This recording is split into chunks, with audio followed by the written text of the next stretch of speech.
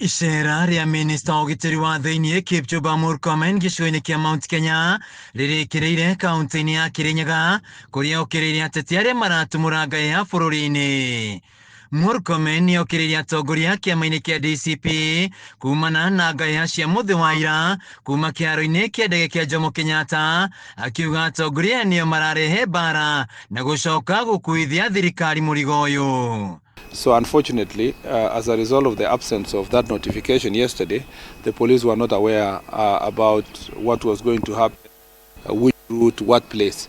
I wish they had heeded to my advice.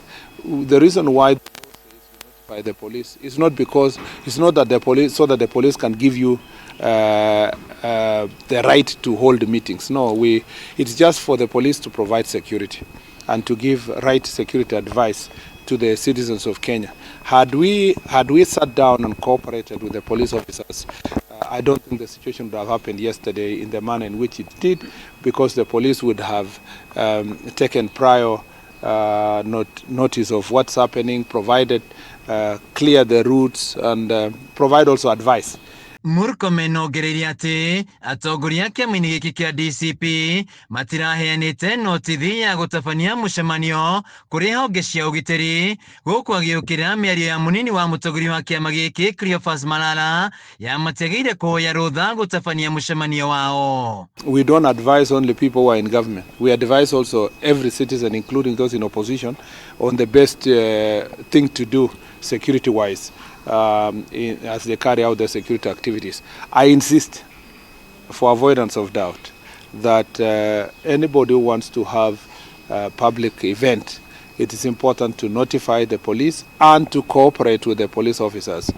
We do not want situations where people refuse to notify the police, insist on having political activities notwithstanding police advice, and then go ahead to blame the same police.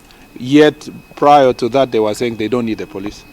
Mũthĩ wa ira andĩki a mohoro hamwe na mũingĩ magĩtharĩkĩrwo nĩ nyanake na indo ciao irathũkangio. Murkomen akĩranĩra nĩ mambĩrĩirie ũthuthuria na arĩa maratabanirie ciĩko ici matacokirie makinya ma kĩwatho. Those events will be investigated.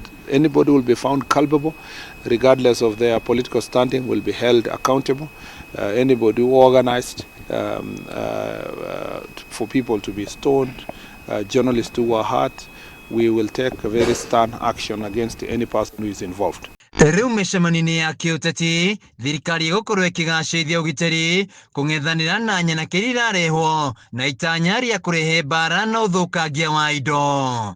Handũ-inĩ ha Kameme TV kaunti-inĩ ya Kirinyaga, njĩtagwo Wainaina wa Kĩarie.